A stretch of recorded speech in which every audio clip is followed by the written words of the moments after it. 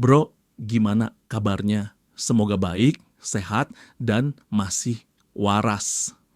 Bro, obrolan tentang onani yang kemarin kita udah ngundang ngobrolin soal apa yang otak kita lakuin pas lo lagi main sendiri. Sekarang kita bahas gimana otak bisa ngibulin lo lewat ilusi kontrol, ngasih fantasi kayak lo bisa kendalikan semuanya. Padahal sebenarnya lo lagi kabur dari kenyataan. Sekarang kita masuk ke ranah yang paling bikin banyak orang susah banget ngomongin, konflik batin. Rasa jijik sama diri sendiri, rasa bersalah yang kadang kayak nggak kelar-kelar, dan gimana semua itu ngeganggu identitas lo sehari-hari. Bagi yang belum nonton, silakan tonton dulu, biar obrolan kita nyambung. Terakhir kita ngobrol, nafsu itu bagian dari manusia, nggak bisa dimatiin, tapi bisa dikelola. Masalahnya bukan di onaninya doang, tapi kenapa lo ngelakuin itu? Apa pemicunya? Apa lo beneran butuh? Atau cuma pelarian? Otak lu tuh pinter nyari alasan buat ngelegitimasi. Gua kan jomblo bro, wajar dong. Daripada zina, mending ini. Yang penting nggak sering-sering. Tapi coba jujur, abis itu lo ngerasa bangga atau nyesel. Nah, lo inget kan gimana perasaan lo setelah selesai? Bukannya puas dan plong, malah ngerasa hampa. Itu tandanya. Ini bukan soal fisik doang, tapi ada yang lebih dalam. Nah sekarang kita turun dari kepala ke badan bro. Tubuh lo tuh bukan cuman ikut-ikutan. Dia punya andil besar dalam drama ini. Hormon lo, detak jantung lo, bahkan kulit lo, semua ikut nari waktu lo lagi ngejar puncak itu. Tapi pertanyaannya, itu nikmat beneran atau sekadar jebakan dopamin? Bayangin gini bro, lo lagi di klub, DJ-nya muterin lagu yang bikin lo nggak bisa diem. Nah, itu hormon dopamin, dia DJ utama yang muter lagu nikmat sesaat tiap kali lo ngelakuin sesuatu yang bikin lo seneng. Pas lo buka situs bokep atau bahkan cuma inget fantasi, tubuh lo langsung ngeluarin dopamin. Ini hormon yang sama kayak pas lo makan mie instan tengah malam, dapet notifikasi dari cewek yang lo taksir. Atau pas saldo lo masuk dari klien. Singkatnya, dopamin tuh hormon, ini enak nih, ulangin lagi. Masalahnya, kayak DJ yang nggak peka waktu, dopamin bisa terus muter lagu yang sama bahkan pas lo udah capek. Dan lo tetap nari walau kaki lo udah gemeteran. Lo kira yang gerak pas onani itu cuma tangan lo? Enggak bro, seluruh sistem tubuh lo aktif. Jantung lo berdebar, otot lo tegang, pupil membesar, dan napas lo jadi cepet. Bahkan sistem syaraf lo aktif kayak pas lagi olahraga. Tapi ada bedanya, olahraga ningkatin endorfin, bikin tubuh sehat. Sedangkan onani setelah ledakan itu selesai, lo cuma dapat dopamin spike lalu anjlok. Habis itu lu ngerasa kosong, kayak pesta yang kelar, lantai dansa sepi, dan lu sendirian ngeliatin botol kosong. Itulah kenapa banyak dari kita yang abis selesai, malah ngerasa jijik sama diri sendiri. Karena tubuh lu tuh bukan mesin buat nyari puncak doang bro. Dia punya kebutuhan emosional yang lebih dalam dari sekadar orgasme. Dopamin itu jahatnya diem-diem. Makin sering lo kasih stimulus dari luar, entah itu bokep, imajinasi, atau hal yang lo cari buat pelampiasan, makin tinggi standar nikmat lo. Kayak orang yang awalnya puas dengerin musik pelan, tapi lama-lama butuh suara kenceng banget biar bisa feel it. Otak lo adaptif bro. Sekali lo kasih kenikmatan instan, dia bakal ngeluh kalau nggak dikasih lagi. Akhirnya, lo jadi kecanduan. Dan lo tahu kan kecanduan itu bukan cuma masalah moral. Itu masalah medis. Otak lo literally berubah. Hormon lo ketagihan. Tubuh lo minta lagi. Tapi hatimu bro, hatimu nelangsa. Tapi bro, jangan salah paham. Nafsu itu bukan musuh. Dia bagian dari ciptaan Tuhan yang ada gunanya. Tanpa nafsu, manusia nggak berkembang, nggak nikah, nggak punya anak, nggak punya gairah hidup. Tapi kalau lu mainin api sembarangan, ya rumah lu bisa kebakar. Nafsu itu perlu disalurin di tempat yang benar. Lewat pernikahan, lewat cinta yang halal, lewat kasih sayang yang bermakna. Bukan lewat video digital yang nggak kenal lu, nggak cinta sama lu, dan cuman bikin lu lebih kesepian. Dalam Islam, nafsu bukan untuk dimatikan, tapi dikendalikan. Allah ciptakan syahwat sebagai ujian dan juga anugerah. Rasulullah SAW bahkan pernah bilang, wahai para pemuda, barang siapa di antara kalian mampu menikah, maka menikahlah. Karena menikah lebih menundukkan pandangan dan lebih menjaga kemaluan. Nah, buat yang belum mampu, puasa, karena puasa itu perisai. Dan secara medis, puasa emang bisa ngatur hormon bro. Bukan cuma nahan lapar, tapi juga nahan ledakan dari dalam tubuh.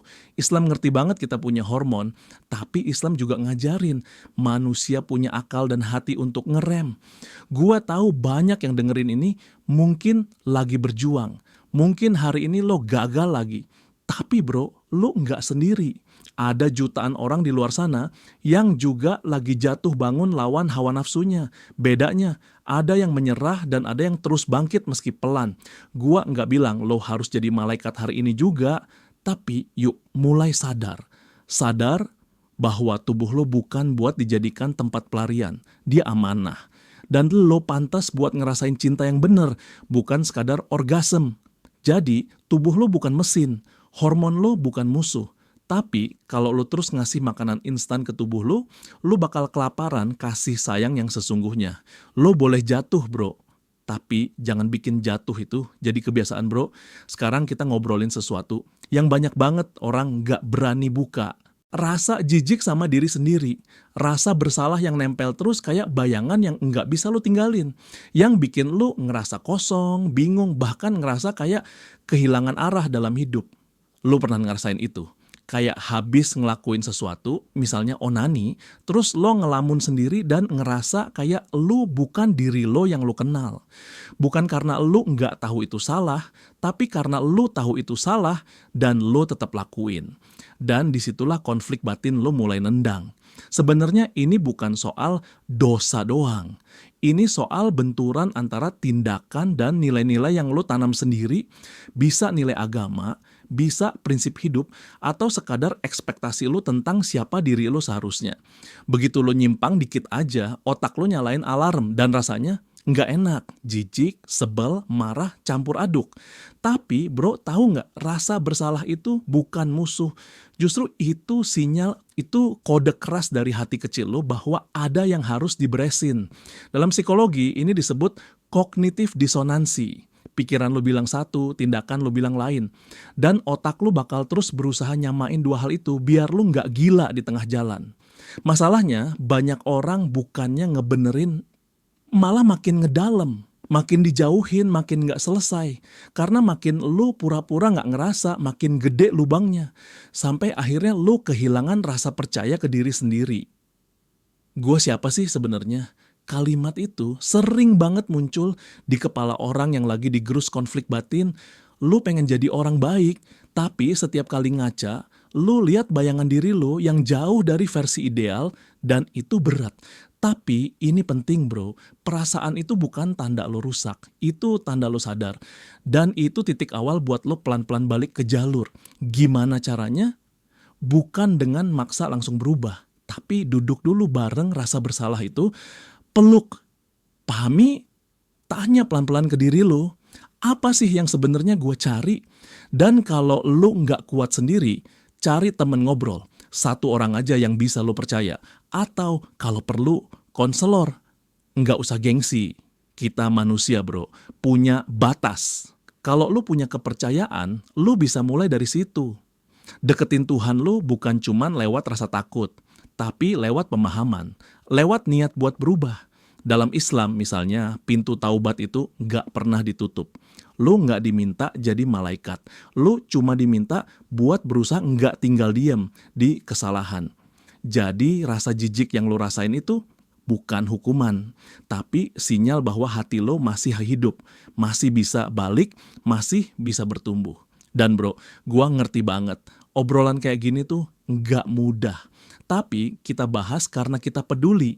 Karena kita tahu terlalu banyak orang nyimpen ini sendirian dan akhirnya nyerah. Santai aja, kita bahas pelan-pelan sambil ngopi. Karena ini bukan soal dosa, tapi soal pulangin lo ke versi lo yang lebih utuh.